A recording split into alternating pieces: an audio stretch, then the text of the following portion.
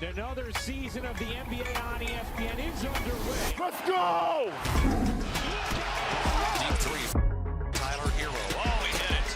We have a liftoff.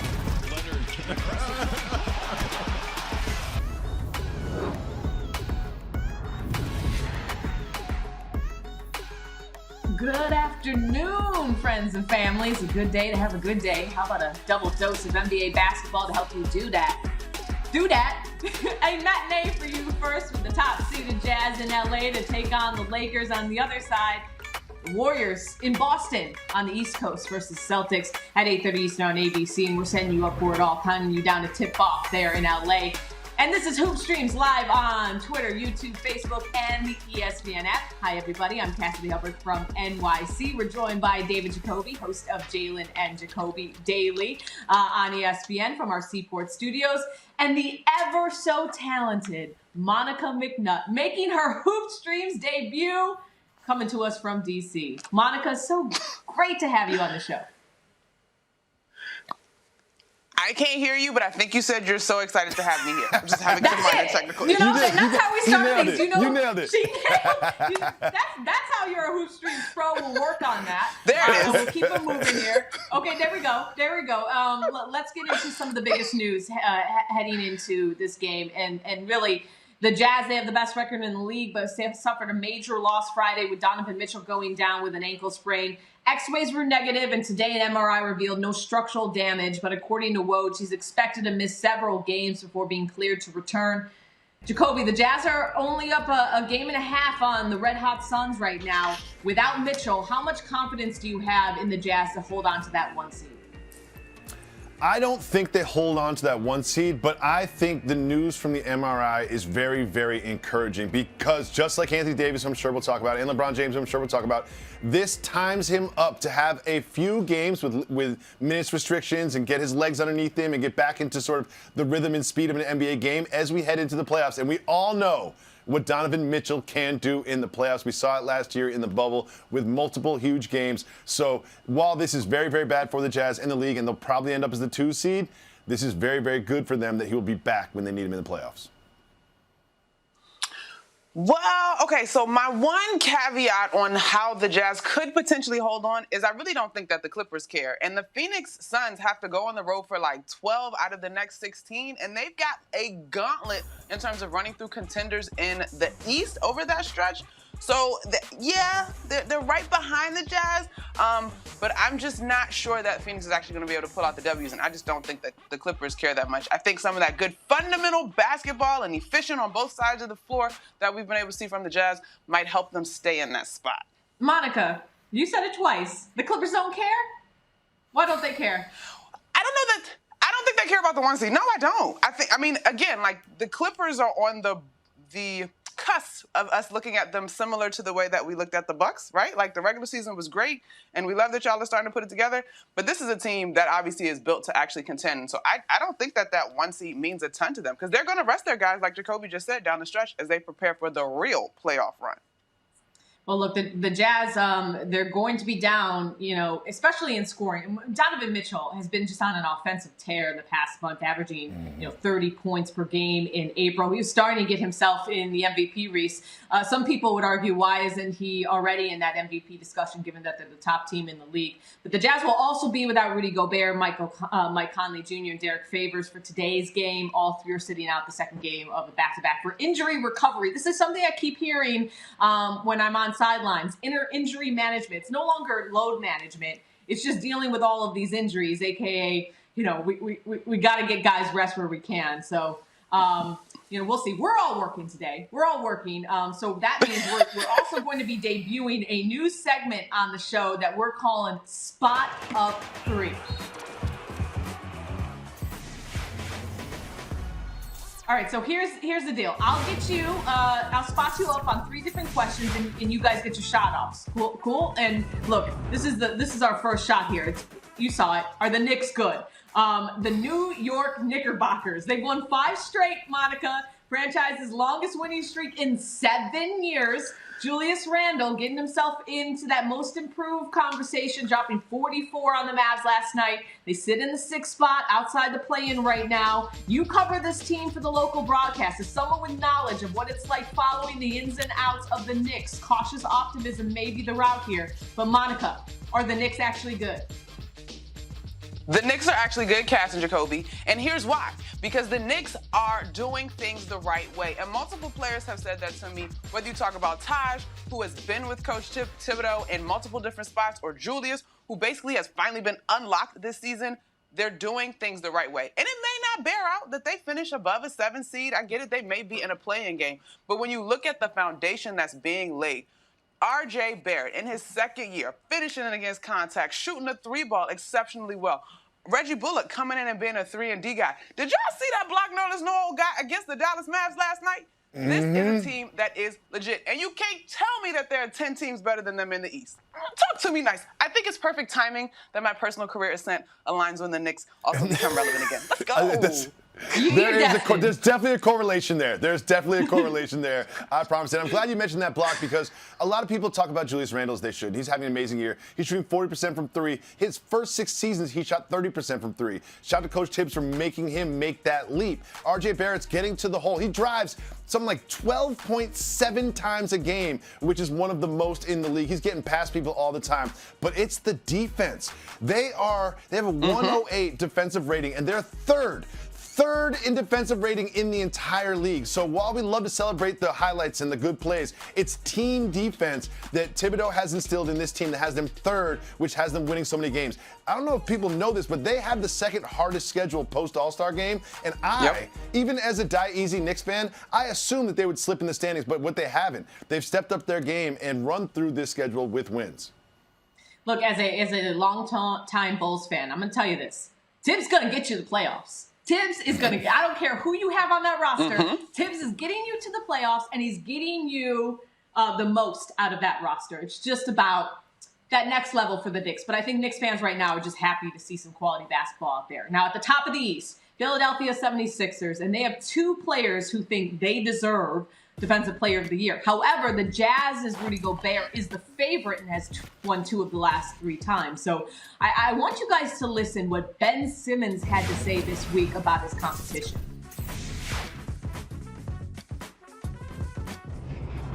I'm one of those guys who can guard 1 through 5. Obviously, there's a lot of respect for Rudy. I know what he's capable of. I know, he's great down there in the paint, but he's not guarding everybody. And that's just what it is. I mean, he guarded me in Utah. And? I had 42. And and apparently I'm not a scorer, so it is what it is. But, I have a lot of respect for him, but at the same time, I think it's mine this year. I mean, the shade comes out when you do the temple rub. It's like, I have 42. Look, on Zach Lowe's The Low Post podcast, Joel Embiid chimed in on his campaign and said, I want to be Defensive Player of the Year. I should be Defensive Player of the Year. Jacoby, who should be Defensive Player of the Year? I'm going to tell you who it's not first. It's not Joel Embiid. It's not Rudy Gobert. It might be Ben Simmons, but Miles Turner has entered the chat because I'm watching Pacers games. He leads the league in blocks. He gets 3.5 blocks a game. Think about that. That's 3.5, but I watch these games and he blocks 3.5 a game, but he changes another 10. Guards don't, they end up shooting like 10-foot off-balance floaters just because they see number 33 in the middle there. I really think that while it's been, in my mind, it's between him and Simmons made a good case for himself, no one is talking about Miles Turner, and he has such an impact on this Pacers team. They are not where they are without his defense. If I may borrow some body language. Jacoby, I don't know. Here's the thing, and I think in this week's comments from NBA players that we love, Joel kind of said it. He talked about him being the best player on the best team in terms of the Eastern Conference standings. I think that comes into play when we talk Defensive Player of the Year as well. A lot of people's argument in terms of why Donovan has not gotten enough recognition in that conversation in terms of his team having the best record in basketball. that kind of plays to Rudy Gobert's favor. Shot blocking machine on one of the best defenses in the league, and overall it has translated. I don't know that it's translated necessarily for the Pacers, and that's why Miles Turner is a little bit of an afterthought. Right now, I'm still leaning Rudy Gobert because I think the same thing happens to him. We've just kind of gotten a little bit accustomed to it, shall I say. Yeah, and Gobert has the Jazz ranked number 4 defensively without another all-defensive candidate on his team. So the argument of Joel and Ben maybe working against Ben, who, by the way, Doc Rivers says is a lock. And when we asked Doc Rivers what he thinks about Joel, and he goes, well, he's MVP. He's MVP. But Ben has his coach's vote when it comes to that. Now, Joel may not win Defensive Player of the Year, but he still very much has a chance to win MVP. Put up 36 and 14, snapping the Clippers' 7-game winning streak last night. And if he keeps this up, I still very much believe that he can be and will be a front runner for the award despite missing 18 games. But if the MVP were handed out for this past month alone, I think it could go to Steph Curry because he's been otherworldly. 9 straight games with 30-plus points. When he gets rolling like this, he's just on his own level. And this is our third spot up 3 here. Jacoby, I know you're missing your League Pass dates with LaMelo Ball, but is Steph Curry the most fun player to watch right now in the NBA? Right now in the NBA, as you said, if it was the last month, he would be the MVP. But he's not my most fun to watch. My most fun to watch is right across the river from me, and that is Kyrie Irving. It's everything about him. It's the handles. It's the layup package. Right hand, right foot, right hand, left hand, floaters, turnarounds. Like Matisse Thybulle poked the ball away from him, and he just regathered it and took an impossible fadeaway like it was nothing. Like he's just cat quick, and he's just slithers through the lane with ease and finishes over bigs, gets by smalls, and you never know if he's gonna play. He just decide not to play and call it personal reasons. That's exciting to me too. I love the drama. To me, Kyrie Irving is the most exciting player in the NBA. Wow, I didn't know that personal reasons could be so exciting. That is hilarious. The most exciting player in the league right now is Julius Randle. Just kidding. Oh, come on, Monica. We're not paying you right now for that. Yeah. I'm getting a little carried away. But I am going to say, I got to take naps to stay up to see one of my favorite guys, the most fun in the league. I just think he's a straight-up assassin, and that is hysterical and fun, and it would be the one and only Dame Lillard. Like, who else has a whole brand for when they go into clutch mode? If you say Dame time, you already know what it is. I mean, statistically, he's the most clutch guy in the league when it comes down to that last 5 minutes of ball games. He has similar things to both Kyrie and Steph in terms of a crazy layup package, the ability to knock down threes that are just crazy. But he's like the killer amongst the killers, man. No questions asked, and that is fun to watch, putting people to bed. No, I agree with you in clutch time with Dame, but, you know, when it comes to Steph, like, he's the original, pick up from anywhere on the court. And when he gets into shimmy mode, I just don't know if there's anybody more fun to watch. I used to call him back in the NBA Tonight days, RIP. When he would go on those rolls, it was just Magic Steph. Now I think, like, people are calling Luka Magic, but it's incredible what he does. And he just seems like he's just playing out on a pickup game with these guys out there. I just love the fact that he's still in it, and he wants to, get in that play-in game, even if Draymond doesn't. But look, as much as he is just a pro on the court, he's also a pro off it, as he's always willing and a fantastic interview. And Steph sat down with our Rachel Nichols earlier this week and had a lot to say. Take a listen.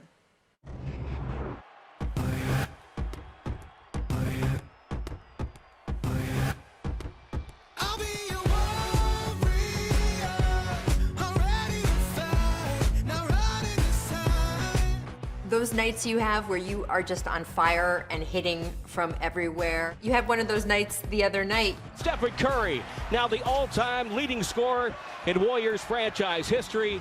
He shines brighter than the Big Dipper as he passes Wilt Chamberlain into history. What did that mean to you, just with your history with this organization? It's kind of surreal, to be honest. There's nothing that really prepares you for anything like that. And the first thought is, wow, to pass Wilt in any record book is dope. The second thought is, 12 years, how many guys I play with, and how many moments and memories that you have along the way. And so that, for me, was a kind of a moment to kind of just appreciate and celebrate, and hopefully I got a lot more in the tank to add to that scoring total. Yeah, you got to pad it now. You got to make sure no one can pass you. Exactly. Records are meant to be broken, but hopefully not this one. You've talked about how it would be cool to play your entire career with the Warriors organization, a little Kobe Bryant style. How much of a priority is that for you? You have some contract decisions coming up this offseason. It's always been a priority, and when you look at guys like Dirk, Kobe that I played against and have heard them talk about what that's meant, they don't speak on it lightly. There's a reverence for that club. You never know what can happen, obviously, but I feel like that's always been something that would mean so much to me. And you want to stay competitive. You want to stay in that fight where you're winning championships, and if I can accomplish both, that's the ultimate goal. We do need to talk about Klay Thompson because he's been kayaking around the bay. And he wore a sailor outfit to the game the other night. I'm on a boat.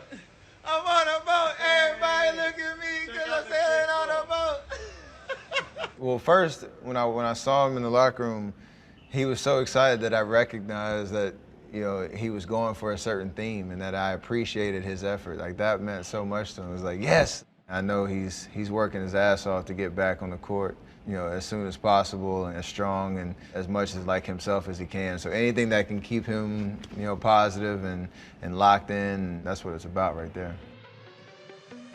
Tatum wants it. Got it. The guy is on fire.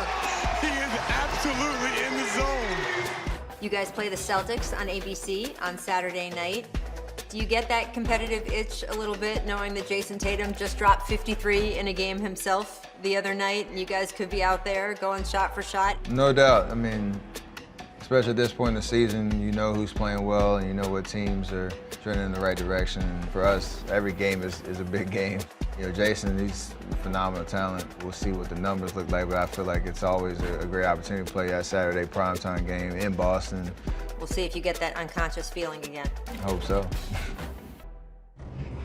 As always, you can check out Rachel's full interview with Steph on the ESPN YouTube page. Warriors Celtics tonight, 8:30 Eastern on ABC. A man who covers the Dubs closely, our very good friend Nick Friedell, now joins us on Streams. Nick, Steph told Rachel he wants to finish his career with Golden State, not something that we haven't heard before. But cap-wise, how do the Warriors make that happen and stay competitive? Cass, here's what Joe Lacob's going to do, the Warriors owner. He's going to say, Steph, please sign this super mega max whenever you want, and we'll make everything else work. So Steph's going to get all the money he could ever dream of. But as far as the cap goes with the Warriors, this is the issue. There are so many people who are saying, okay, what do you do to make this team a title contender again? Let's look at the numbers. Steph is going to be in the middle of a mega max again. You've got Klay on a max deal. Andrew Wiggins is on a max deal. Draymond Green is in the middle of a $100 million deal. There is not that much wiggle room unless you're moving Wiggins' contract with that Minnesota pick and potentially James Wiseman to get another star in place. Now, who that may be over time, we don't know, but the ramifications are what they are money-wise. They have a ton of money on the books already, and the bill for the last few seasons when they had all that championship success has come due now. But as far as Steph, he is not going anywhere, and he's made it very clear again to Rachel that he wants to remain a Warrior. Yeah, and he's earned every single penny just on his legacy alone, but he's not stopping anytime soon. He's been absurd as of late. 9 games in a row, over 30 points. He passed Wilt for all-time points by a Warrior. What other records does he have his eye on? All of them. There's not one thing that this guy doesn't think he can do. And Cass, you and I have watched him for a lot of years now. His confidence level, to me, is as high as it's ever been. And that is really saying something given the way he's performed in years past, that unanimous MVP award. The difference to me is that physically and mentally, he's at his peak right now, and it's a peak that both he and Steve Kerr are convinced can last for a couple more seasons. But that is the difference in his game. It's not just that he's scoring 30 points, that he's averaging almost 40 a game.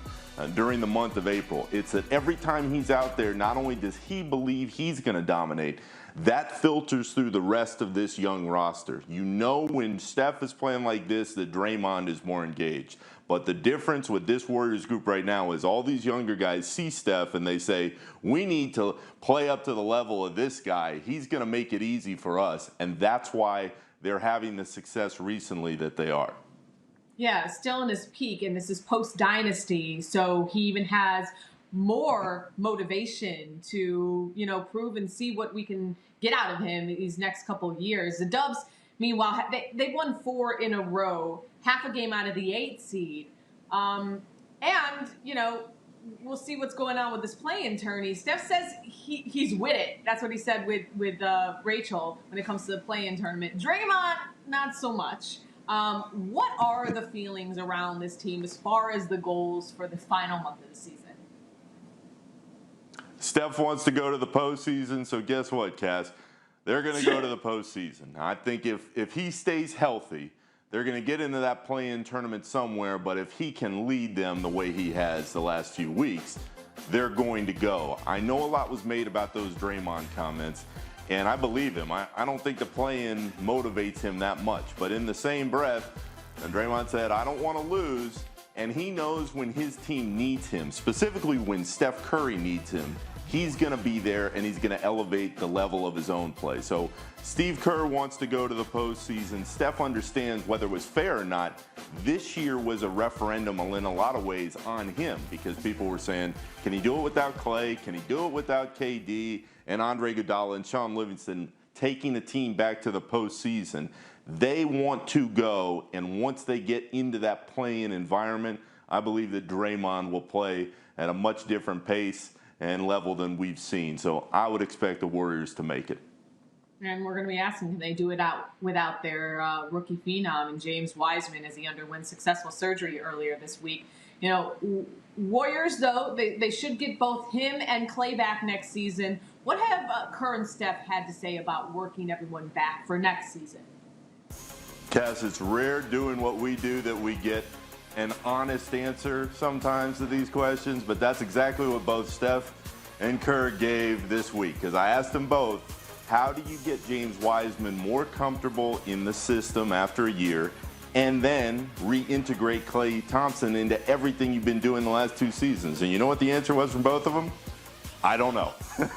So they know that there's a lot of uncertainty around what they have to do roster-wise. The hope is that James Wiseman comes back off this meniscus injury and he is the same athletic player that he always was, feeling more comfortable about where he is on the floor, which was an issue for him throughout his rookie year. But to think that he's going to come back right away and play at a high level after missing all of the summer that was supposed to be so important to his development, that might be a stretch. And then adding Clay, as comfortable as he is and everything he knows with this Warriors group, you miss 2 years, it doesn't matter who you are, that is a tough adjustment. So now all of a sudden, all the questions that were supposed to be answered by the end of this season, they've all rolled over into next year. And now you have to answer all these things for a team that was really hoping to be in that title conversation again a year from right now. Well, meanwhile, the Warriors, they're looking to keep some recent success going against the Celtics tonight. Make sure to check out Nick's coverage on ESPN.com as the Warriors are in Boston at 8:30 Eastern on ABC. Thank you, Nick. Always, my friend. Of course, we got this matinee for you, Jazz and Lakers. Kyle Kuzma warming up. Wonder what he wore into the arena today, because you guys saw that mirrored look he had in New York earlier this week? Yeah, that's all you guys need to say. Yeah. You want the news live on Twitter, Facebook, YouTube. There it is. I mean, I wonder if he actually saw himself in his own the outfit mirror. and was like, yeah, this is it. The collar for me is more egregious than the mirror. That collar is like 70s disco vibes and on a trench coat. I mean, that is just too much for me. I really like the glasses, though. The glasses are a win. Way to spin it positive. Way to spin it positive. I see what you're doing there. See? Yes. Jacket trash. Glass is nice, though. A ray of sunshine on this Saturday afternoon. All right, we got a lot more to get into. we haven't talked about the Celtics yet. And, there's been a lot of the sky is falling around Boston, but they've turned it around. 7-1 in April. Big reason why has been their defense. But, Jacoby, what's your read on this Celtics squad right now? I mean, I'm glad you asked, because do you remember 2 weeks ago we were like, what is wrong with the Celtics? Is Brad Stevens on the hot seat? Yes. And now all of a sudden they rip off 5 in a row. They beat the Knicks, which is a tough win. The Timberwolves, not so tough. But then they go on the road. They beat the Nuggets. They go toe-to-toe with Dame time in crunch time. Tatum hits a huge 3 to get them a win there. Then they beat the shorthanded Lakers. But Jaylen Brown, 40 points, 17 for 20 shooting. He only missed one shot that was not a three-pointer. He missed 2 3-pointers, and one of which was a heave at the end of the third quarter. I mean, with Time Lord out there, they're really only weak in the center spot, and Robert Williams is giving them some good minutes. Tristan Thompson's going to be okay, but Kemba's giving him 20 once in a while. Marcus Smart's giving him great defense. This is a team that was very questionable about 2 weeks ago, and now looks like a team I do not want to play in the playoffs if I am the Nets or the Sixers looking at the second round. Brad Stevens on the hot seat. That's such a fun little conversation. Okay, look, we do this thing, guys, and I think we got to be better about this, where we forget about continuity and health. When you look at, in particular, the last 4 in that stretch, Kemba was leading this team in assists. Jason Tatum or Jaylen Brown are leading the team in terms of scoring and or rebounds. This team wasn't quite healthy at points this season when we thought the sky was falling. Marcus Smart was out. Kemba couldn't necessarily stay on the floor consistently. And Jason Tatum missed part of the season with his COVID thing. So I think part of what we're seeing is, one, it's that time of year. And like Brad Stevens, this isn't his first rodeo. And he has guys who have proven that they can score in big-time moments, and they're healthy. I swear, I still stand by. Marcus Smart is the guy that gives this unit so much swag. And you talk about what they've been able to do defensively as of late, Jacoby. A big piece of that, to me, is the energy that Marcus Smart brings. Remember him diving all over the floor this week? Like he was playing beach volleyball or something? Like from one end and running back to the other? Like, that's not to be taken for granted. No, I mean, he seriously is the heart and soul of this team. But you brought up a really interesting point, Monica, about the health, overall health. I mean, I think it's very flippant for people to say, everyone's going through all of the craziness of this season together, whether it be from COVID testing or actual players getting COVID. And Jason Tatum, he admitted this week to our Rachel Nichols that, he has to use an inhaler before games to help with his breathing, something he's been talking about a lot since he's been returned from his bout with COVID. And I think it's just really short-sighted and not being understanding of just this virus we've been dealing with for over a year and a half, that it affects people a lot differently. This is not just something that people get over like a cold. There's some people who it really affects them and have been having long-term effects. And that also can apply to world-class professional athletes, Jacoby. Absolutely, and I think that the Jason Tatum that we're seeing now, I think there were some lingering effects from COVID from him. And COVID is, some people have no symptoms, don't even notice they have it, and some people end up in the hospital no matter what their age is. And with him, I think there were some lingering effects, but guess what? If you remember, I know it feels like 20 years ago, but before they cut the season short last year, Jason Tatum was playing the best basketball of his career, the best basketball in the NBA in like the 10 games before we shut down the season. He's kind of back to that in the last few games, and that's a really good indicator for the Celtics and Celtics fans as they ramp up to make a playoff push. I don't want to see this team in the playoffs if I'm anyone in the Eastern Conference. Well, I agree with you on that, Jacoby. Yeah. Go ahead, Monica. Go ahead, Cass. Well, I was just going to say, Yeah. No, you go. TV. Okay, really quickly, I appreciate Jason being so candid, because you're right. Yes. We can be so flippant. And on the sister league side, the WNBA side, Asia Durr is someone who had sort of the same kind of star potential as Jason Tatum is showing on the NBA side. And she has talked very candidly about not even being able to get on a basketball court. So this thing is still no joke, and we got to do our due diligence. No, I'm glad you got that last part in. I do want, we got about 2 more minutes before we get to Jazz and Lakers tip-off on ESPN. But there was some big news about a future Hall of Famer in Dwayne Wade. He purchased an ownership stake in the Utah Jazz, joining majority owner and team governor Ryan Smith. What was your reaction when you heard this news, Jacoby? I have to tell you, I was a little disappointed. We've seen it happen before. The number one person I associate with the Chicago Bulls, I know you do too, is Michael Jordan, ends up with the Wizards and the Hornets. And then the number one person I associate with the Boston Celtics, another franchise, cornerstone of the league, Larry Bird, Oh, he ends up with the Pacers. And I feel like this is the same thing. When you say Miami Heat, one face, one image comes into my head, and that is Dwayne Wade. And they tried to work out a deal where he would be a minority governor of the Miami Heat. Guess what? Didn't work. Now there's this news about the Jazz, and Mickey Aronson, the owner of the Heat, is like, oh, I wish we could have worked something out. Well, you could have worked something out, Mickey. I'm happy that he has a minority ownership. I think it's important for him and for players, and especially minorities. But I wish it was with the Miami Heat. I didn't think about any of that. I feel like such a youngster that's just so excited to see more players become Way to be positive. owners. Way to be positive, Monica. I like that energy.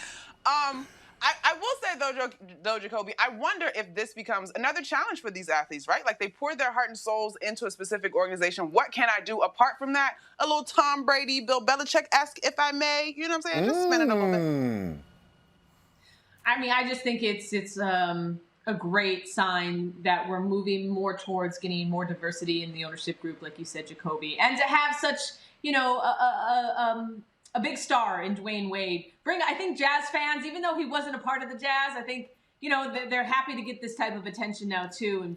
And there was a lot of competition for that ownership group for the Utah Jazz. So I'm excited. And also, D Wade called Donovan Mitchell. He calls him 2.0, saying if there's a player similar to him, it's Donovan Mitchell. So it's going to be interesting to see what kind of impact he can have now that he has, stake in the ownership group there in the Jazz. So as you see, warming up for Lakers and Jazz coming your way next Saturday at 8:30 Eastern. We're going to be ahead of Lakers Mavericks for that game. We'll see a little bit of Luka magic. Maybe we'll get AD back because Frank Vogel said his return is imminent. So that will be really fun to see. Log into your cable providers now to watch Jazz Lakers live on the ESPN app. For Jacoby and Monica, it was great. You did fantastic in your debut on Hoop Streams. Hope to have you back much, much more. I'm Cassidy Hubbarth. Enjoy the game, guys.